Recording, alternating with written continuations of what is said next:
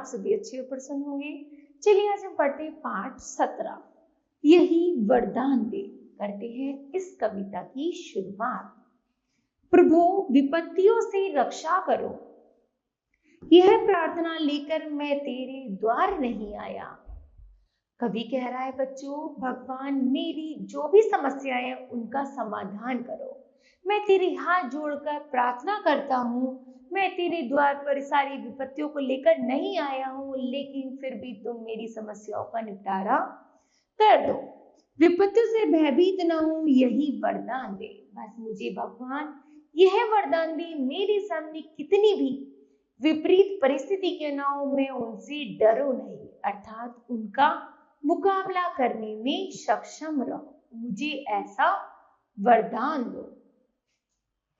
आगे है, अपने दुख से व्यथित चित्त को सांत्वना देने की भिक्षा नहीं मांगता, दुखों पर विजय पाऊं यही आशीर्वाद दे। अर्थात कवि भगवान से कह रहा है कि भगवान मैं दुखों से परेशान हूं, मेरा चित्त परेशान है।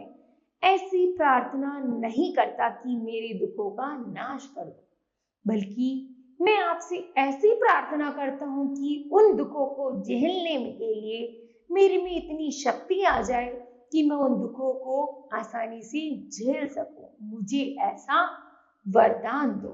यही प्रार्थना है।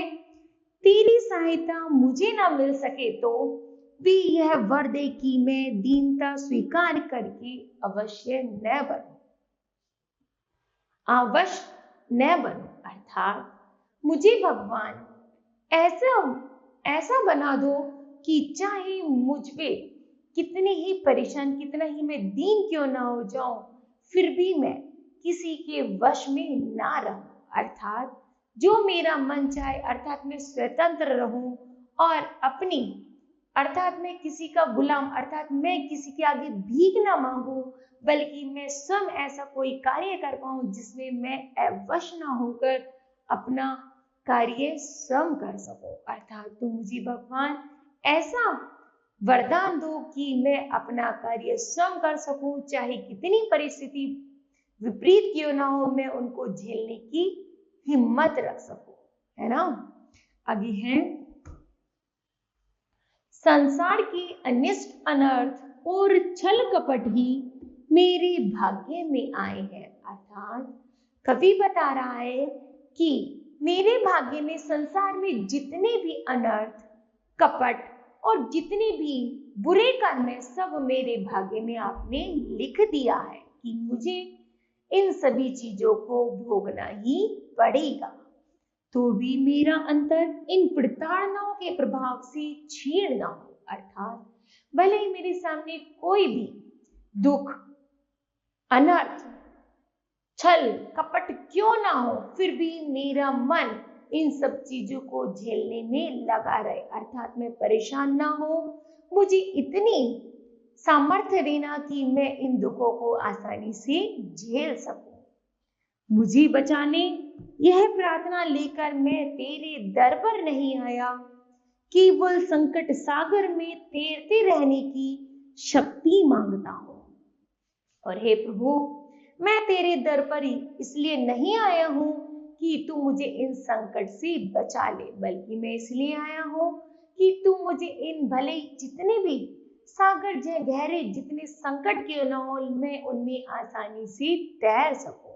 मुझे इतनी शक्ति देना, मुझे इतनी सामर्थ्य देना कि मैं उन सागर को, उन भंवरों को आसानी से पार कर सकूं।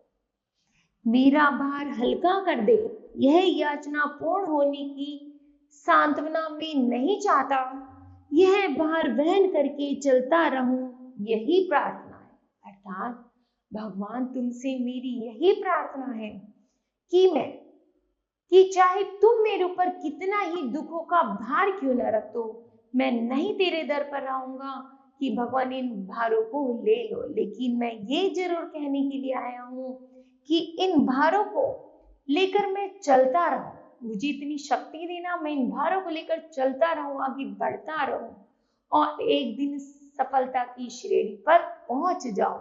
तो मुझे इतनी शक्ति देना, सामर्थ्य देना कि मैं इन सब चीजों का भार वहन कर सकूं।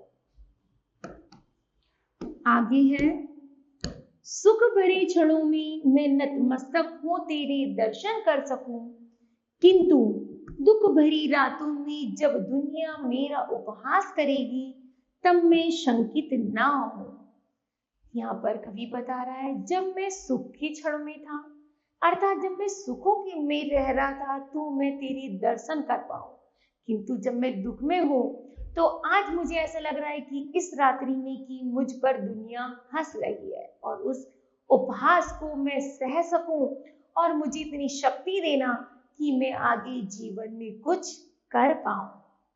यही मैं वरदान चाहता हूं और मैं चाहता हूं कि मैं कुछ आगे जीवन में बढ़ पाऊं, चाहे मेरे ऊपर कितने ही दुख संकट क्यों ना हो, लेकिन मैं उनको वहन करने की मुझे प्रभु शक्ति देना। ठीक है, तो मुझे आशा है बच्चों यह पंक्तियां आप सभी को समझ आई होंगी। धन्यवाद।